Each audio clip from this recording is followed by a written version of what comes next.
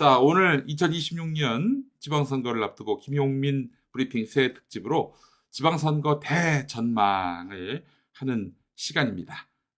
지방선거 대전망을 하는 시간인데 오늘 민주당 선거 승리를 위해서 정말 분골쇄신을 하셨던 분입니다.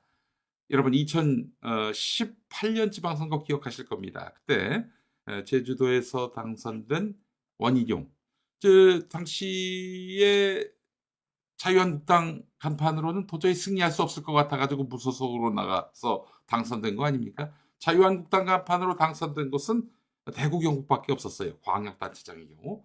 자, 근데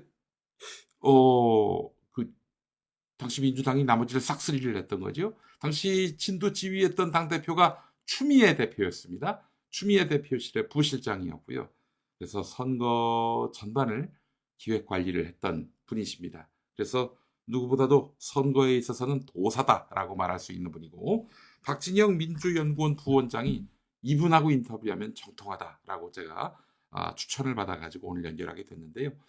당시 추미애 당대표실의 부실장을 지낸, 그리고 나중에 정치검찰로부터 무지하게 고생을 하셨습니다. 정치적 중량감 때문이죠. 정진호를 제거해야 한다. 뭐 이런 뭔가가 있었던 것 같아요. 자, 정진호 부실장을 지금 전화로 연결했습니다. 시장님 나와 계시죠? 안녕하십니까, 정진우입니다. 네. 아이고, 시장님. 새해 복 많이 받으십시오. 예, 감사합니다, 시장님. 예. 고맙습니다. 자, 새해에도 우리 실장님의 역할이 매우 크다고 생각을 하는데, 자, 제 소개가 맞습니까? 예, 너무 과하게 소개하실 거예요.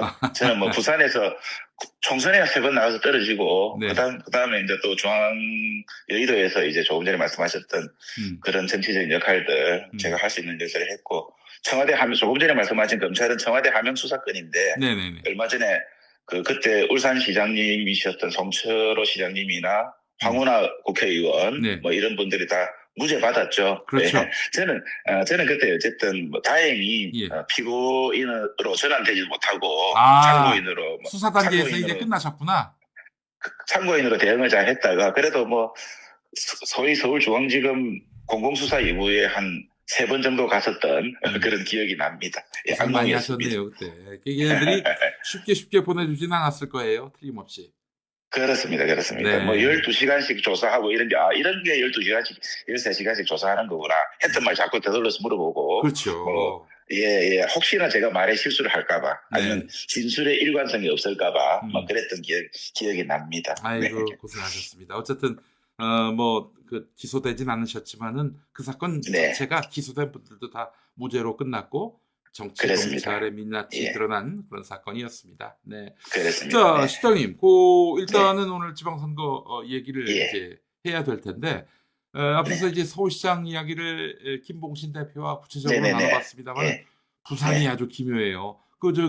전재수 전 해양수산부 장관, 지금도 여론조사 해보면은 그렇습니다. 1위로 나오고 있어요. 이게 어떻게 된 배경입니까?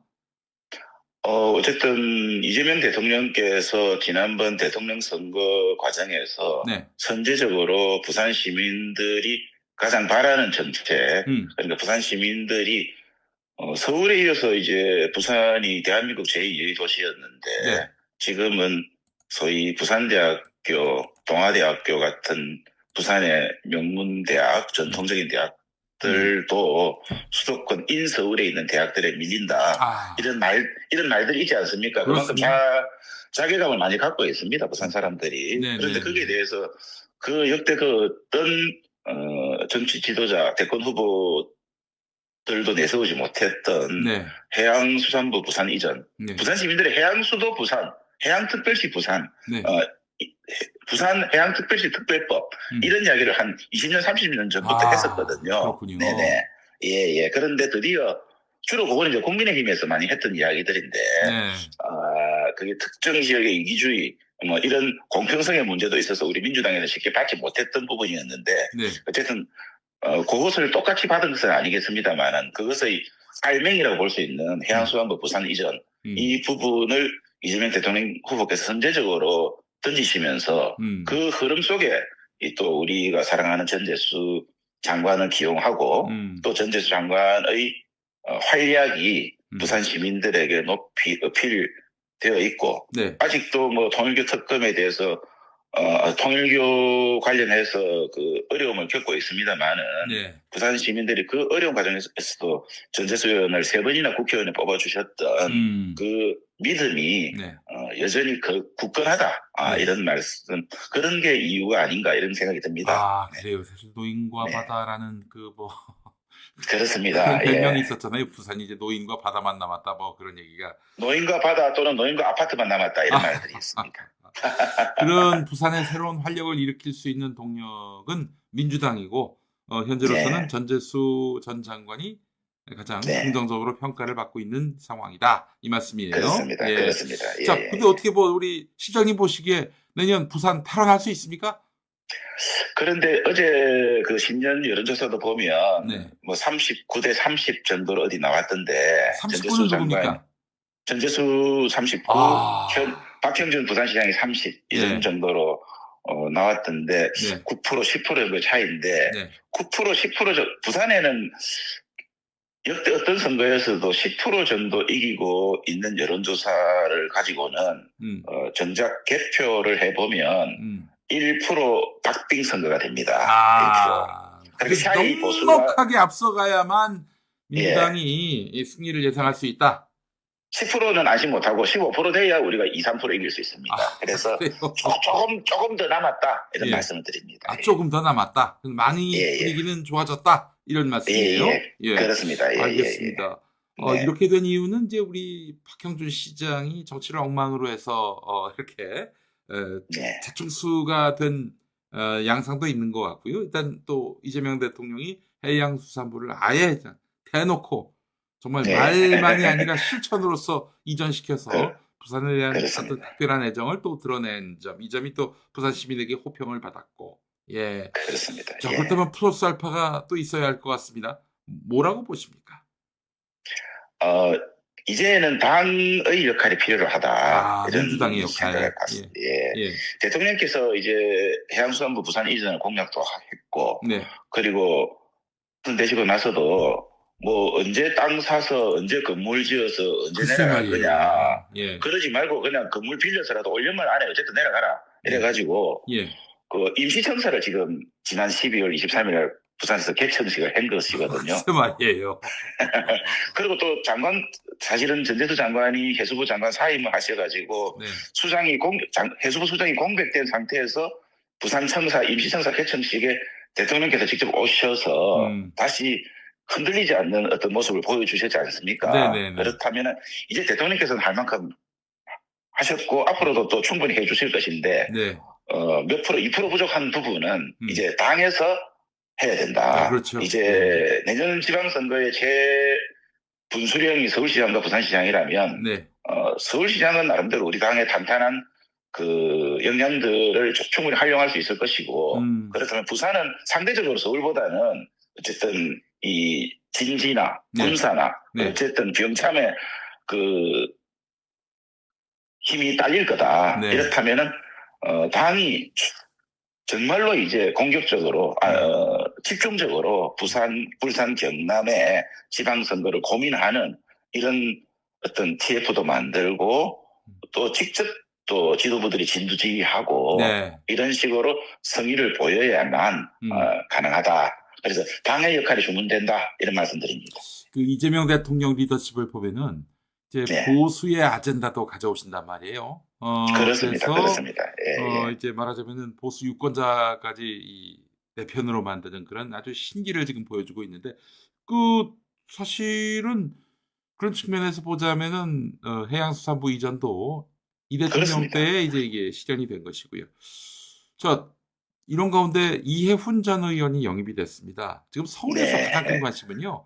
조경태 씨가 지금 현역 국민의힘 의원인데 이 양반이 해양수산부 장관으로 발탁되는 것은 아닌가.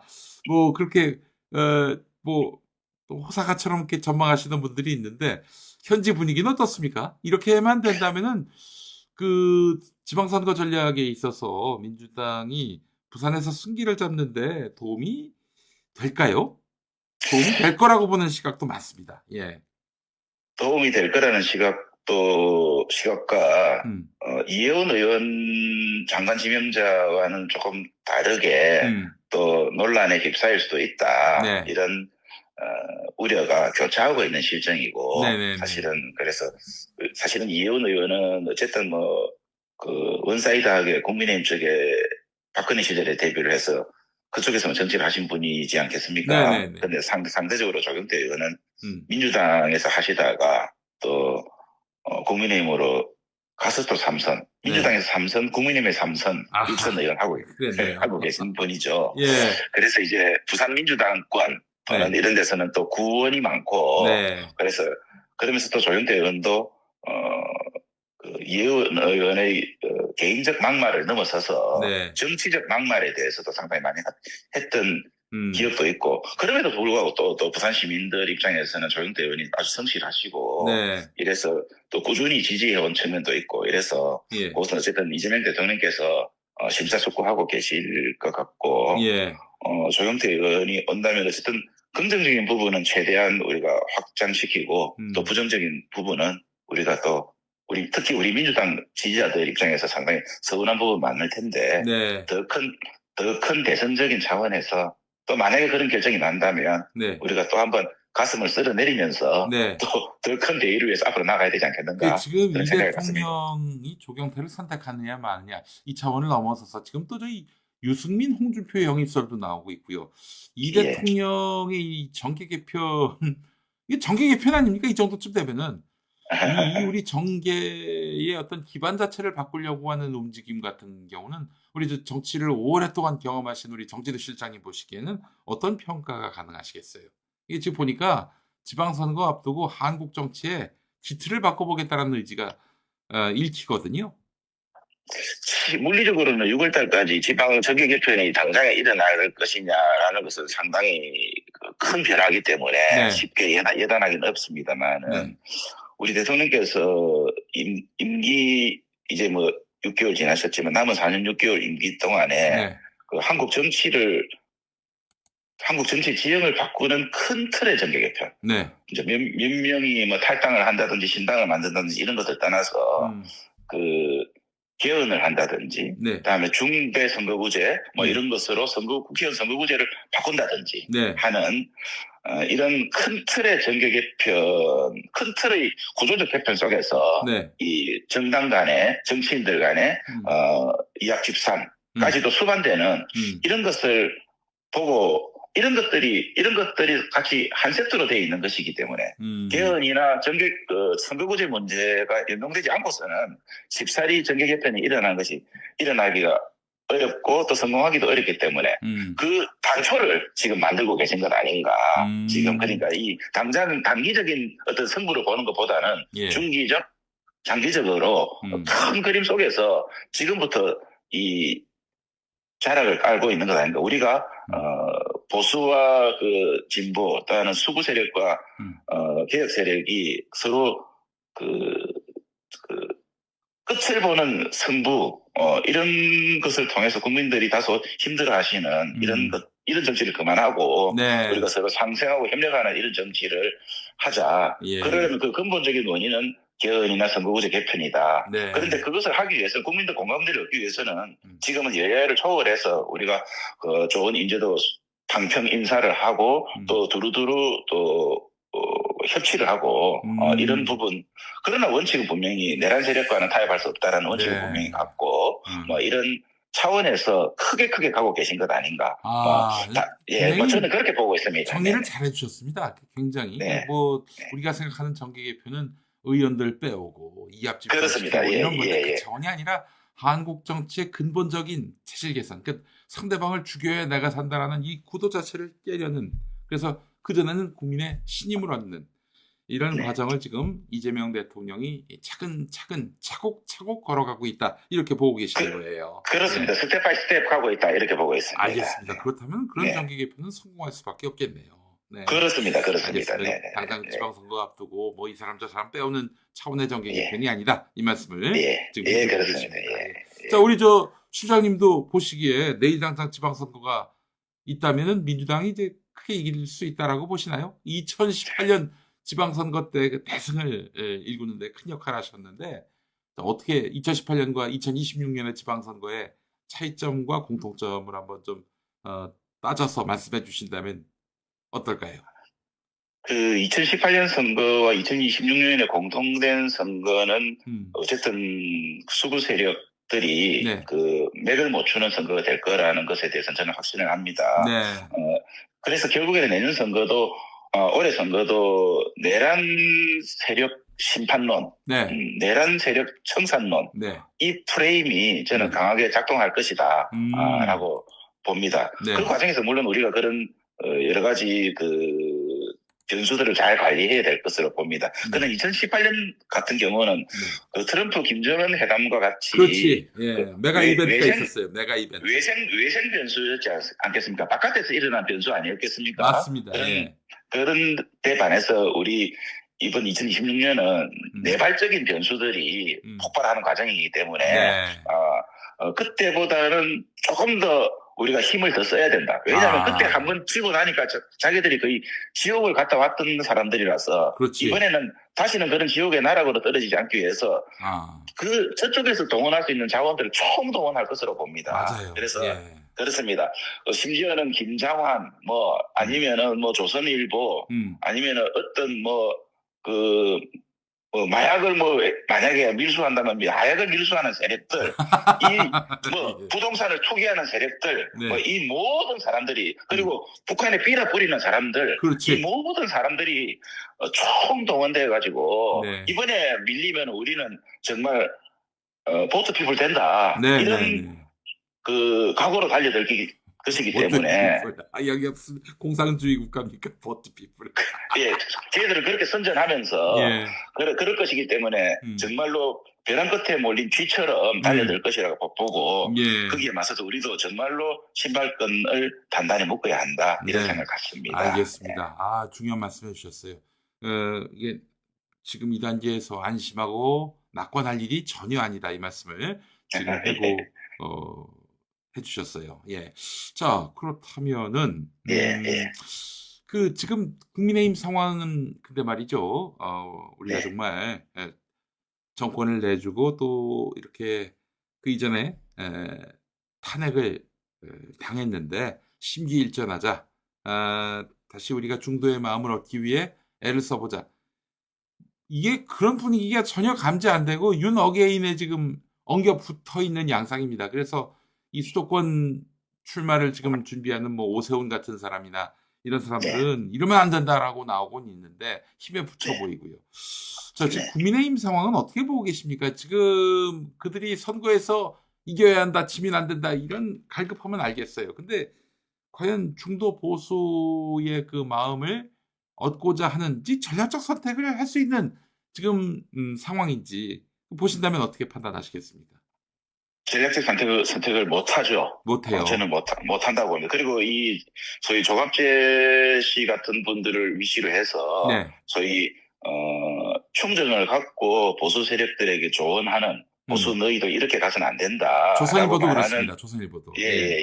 그런 어떤 장외의 어드바이스에 대해서, 장내에 있는 장동혁 등을 비롯한 윤 어게인 세력들이 그것을 절대로 수용할 생각이 없고, 그렇다면은 그 내에서 싸워야 되는데 장동혁 등과 싸워야 되는데 오세훈도 조금 전에 말씀하셨지만은 명태균과도 싸워야 되고 또 당내에서 오세훈을 밀어내려는 룰 개정과 같은 그런 흐름들과도 싸워야 되고 눈치를 봐야 되는 거죠. 그래서 사실은 오세훈도 그렇고 한동훈도 그렇고 심지어는 이준석조차도 보수의 리더로서 화려한 롤백을 꿈꾸고 있는 사람들 입장에서는 결코 장동혁을 위시로 한 윤 어게인 세력과 전면 승부를 할 수 없다. 지금은 자기들이 힘이 약하기 때문에 그래서 결국에는 윤 어게인 세력이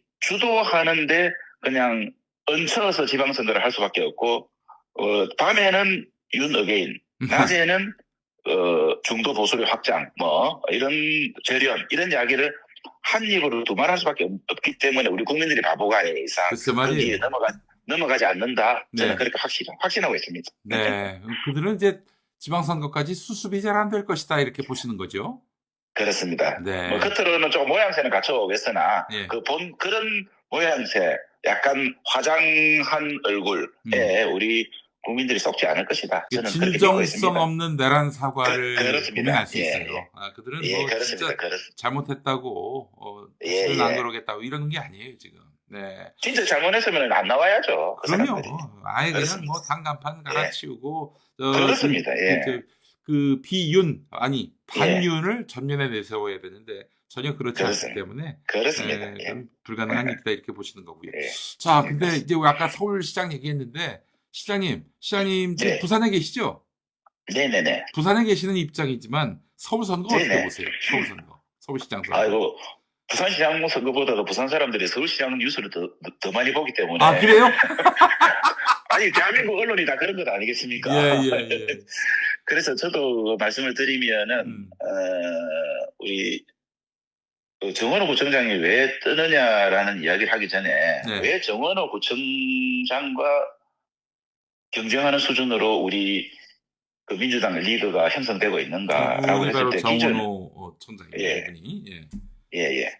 그래서 우리 박주민 의원을 비롯한 지금 정원호 구청장과 함께 거론되는 분들이 박주민, 그동안 서영교 분발하지 못하셨다. 아. 저는 그렇게 봅니다. 예. 아까 김봉신 대표님도 대통령 후보급 정도가 역대 서울시장에 노미네이트 됐었는데 네. 지금 우리 민주당에서는 박주민 의원 보고 자기 대권주자라고 보지는 않지 않겠습니까? 대표적으로 말하면. 뭐, 네. 보는 사람도 몇몇은 있습니다. 예. 하여간.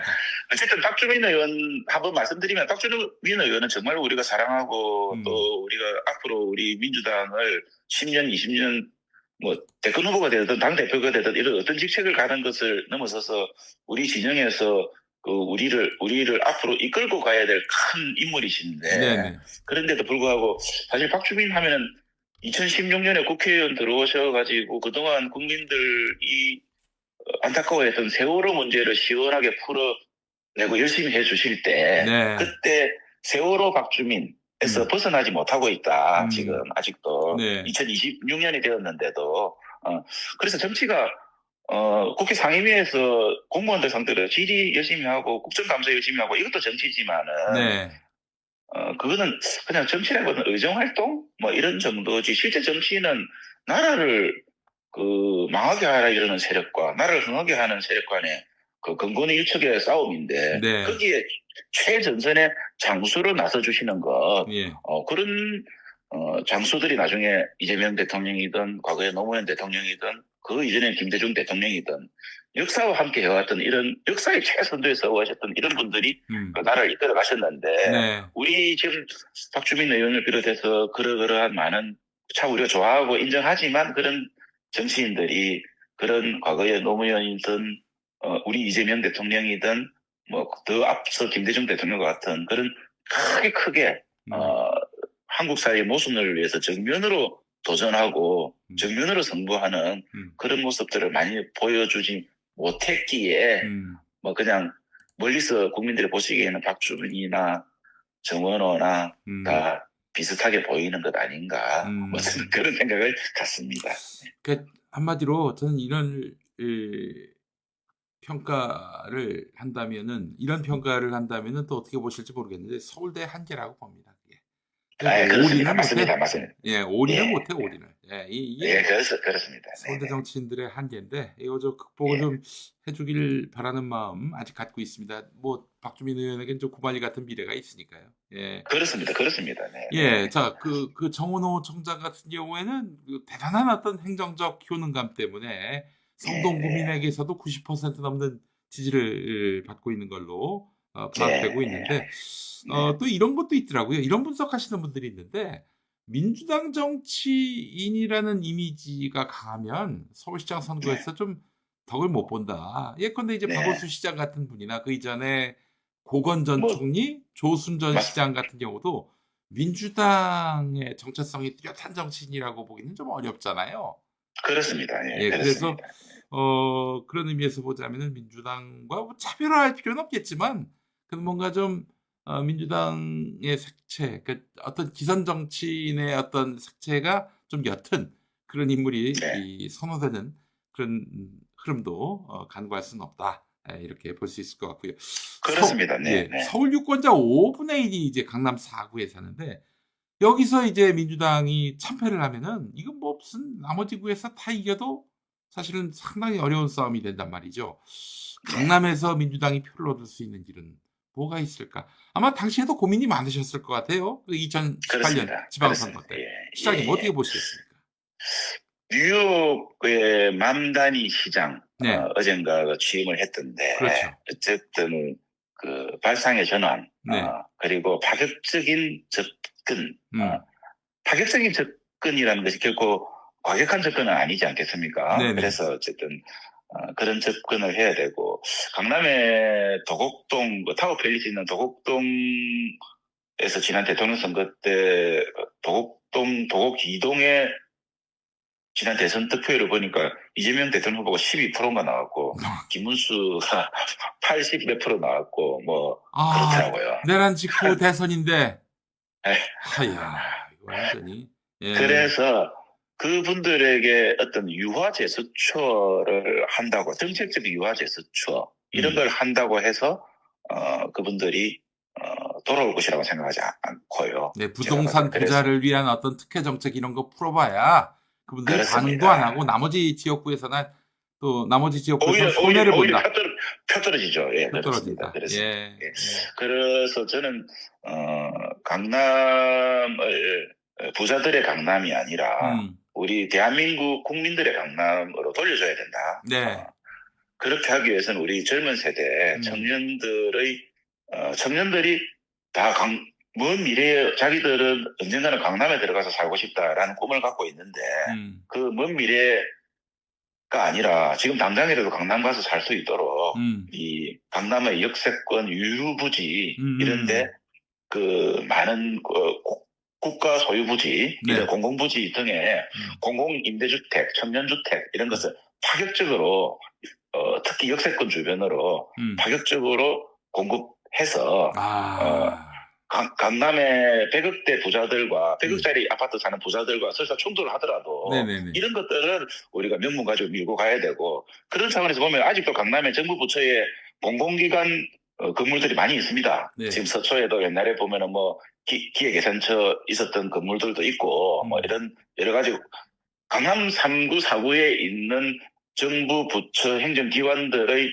그 중앙부처 행정기관들의 건물들 이거 전부 철수하고 오히려 예를 들면 파격적으로 거기에 공공임대주택 짓는다든지 예를 들면 이런 어떤 발상들을 해야 되는데 그것 또한 아까 말씀했던 것처럼 이제는 그런 것도 당에서 강남 특별 TF 당의 지도부들이 전부 다 뭐 자기 지역구인 강북에 뭐 구청장 누구 내고 시의원 누구 내고 구의원 누구 내고 누구를 공천하고 이런 거 자꾸 고민하시는데 당의 지도부들은 강남에 또 강남만을 집중적으로 바라보는. 그래서 이번에 12% 도곡동을 50%까지는 못 올리더라도 12%에서 예를 들면 20%까지는 끌어올려 보겠다. 이런 미시적인 그 종목당 동네별 선거 전략을 세밀하게 짜야 된다. 야, 우리 실장님 오늘 인터뷰해 보니까 이게 대단한 분이구나라는 느낌을 받은 게요. 이게 지금 정말 피 같은 조언을 해주고 계시는 거예요. 저는 노무현 대통령이 혁신도시 정책을 이제 폈잖아요. 이게 그렇습니다. 공공기관의 지방 이전을 이제 말하자면은 추진한 건데, 근데 그게 대단한 어떤 정치 선거 전략이었다는 걸 이제 나중에 알게 됐어요. 그렇습니다. 그리고 말하자면 서울 수도권에 있는 수많은 이 어떤 젊은이들 또 이렇게 좀 나름대로 정치 의식이 굉장히 선진화된 이런 분들을 지방 이전하게 만들어가지고 지방에 특히 영남 쪽에 고착화된 이런 특정당 밀어주시는 분들 속에 이런 새로운 인구를 유입시켜가지고 어떤 그 정치의 그 뭐랄까 다변화를 획책이란 말은 좀 그렇고 이제 기획한 그런 측면이 있잖아요. 그래서 김천 같은 데서는 민주당 시장도 나왔어요, 사실은. 그것 때문에. 그렇습니다. 알겠습니다. 그러니까 뭐 거기는 부동산 부자들을 위한 정책 펴지 말고 젊은이들을 대거 강남에 유입시켜서 거기서 또 새로운 표심을 만들어내자 이런 취지의 말씀을 지금 해주고 계십니다. 자, 마지막으로요, 실장님. 2022년 지방선거는 왜 이렇게 완패를 했습니까? 질 곳이 아닌 곳에서도 치고요. 왜 그랬는지. 뭐, 물론 대선 직후였다고는 하지만은, 그렇다 하더라도 어떻게 마용성에서, 성은 아니고, 마용에서도 칠 수 있는지 싶었고요. 그 서울에서 강북 지역에서도 대거 패배하고, 왜 그랬는지도 한번 좀 따져봤으면 좋겠고요. 그리고 또, 그 2022년 대선은 또 왜 졌는지. 아니, 사실, 네. 2017년 대선 당선된 문재인 대통령 지지율이 80%까지 갔단 말이에요. 네. 근데 어떻게 이렇게 정권을 5년 뒤에 내주게 됐는지, 이거 우리가 분명히 제대로 복귀하지 않으면은 또 이런 일이 반복될 수가 있어요. 이 2018년 선거 승리의 주역으로 꼽히는 우리 실장님 보시기에, 정진우 실장님 보시기에, 왜 지난 2022년 양대 대형 선거에서 졌는지 한번 좀 분석해 주신다면요.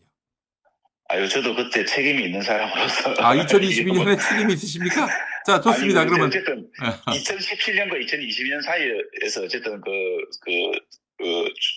제법 제 나름의 역할을 했던 사람이라서 네. 2022년 선거, 대통령 선거만 평가한다는 것은 결국 2017년과 2022년의 국정 운영 전반을 평가해야 되는 것이라 네. 그렇긴 합니다만은 네. 제가 봤을 때는 가장 핵심, 대선에서 패배했던 것은 뭐 대선 선거 캠페인의 패배 이런 것은 다소 또 이유가 몇 가지 있겠습니다만은 네. 그거 이전에 그게 핵심은 아니다. 예. 핵심, 그것도 뭐 여러 가지 핵심 중에 하나지만 제가 좀 더 많은 분들이 이야기 안 하는 핵심 중에서는 네. 부동산 정책에 대해서 네. 전면 선부하지 못했던 것. 네. 왜 부동산을 따라갔다. 항상 정책을 선제적으로 지금 이재명 대통령은 어쨌든 집권 후에 2, 3년만, 지난 과거 정권에서는 2, 3년에 걸쳐서 나올 만한 정책을 6개월 만에 제가 3번이나 다 쏟아부었다고 하시거든요. 네네. 그러면서 서울은 지금 아직까지도 요동치고 있지만 지방의 부동산 가격은 현재 좀 안정되고 있다. 이런 그래요? 평가들이 있습니다. 그런데 네. 그 시절에는 서울의 집값을 잡는 정책을 내다 보니까 그것이 풍선효과가 돼가지고 지방이 덩달아 오르는, 예를 들면은 이런 연쇄 부작용 파급 효과가 있었다면, 네. 있었는데, 그런 이유들이 지금처럼 선제적 대응을 하지 못하고, 어쨌든, 최소한의 대응, 뭐, 다소 예를 들면은 따라가는 대응, 선제적이 아니라 따라가는 대응들, 어쨌든 그래서 그런 부분에서 아쉽게도 문재인 정부 시절의 부동산 정책을 담당하는 분들, 그리고 어쨌든 이런 정책들이 결정적으로 민심을 이반시키게 했던 요인들이 아닌가 저는 그래요. 부동산 정책의 일관성, 그러니까 이 정부 아래에서는 이렇게 갈 것이다라는 어떤 예측이 불가능한, 그냥 여론에 따라서 또 뭐 민심 흐름에 따라서 춤을 추는 이런 정책이 문재인 정부의 정권 재창출 실패를 불러왔고, 그의 곧 지방선거 패배도 이렇게 불러온 것이다라고 보시는 거고요. 이게 또 따지고 보면 노무현 정부가 이명박한테 정권 넘겨준 이유기도 합니다.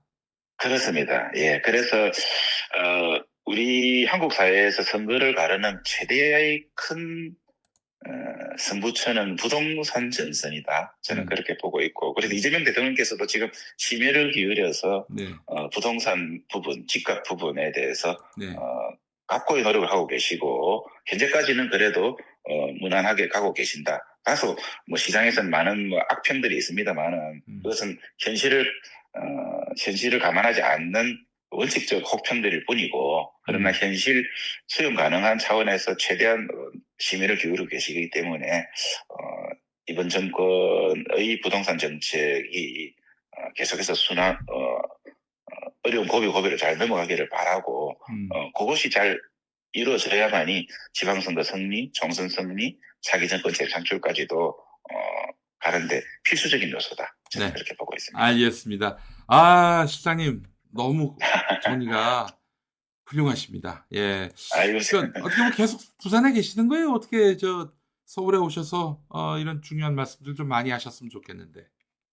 뭐 기회가 되면 뭐 부족하나마 제가 또 시간을 내도록 하겠습니다. 이번에 저기 출마 계획은 없으세요?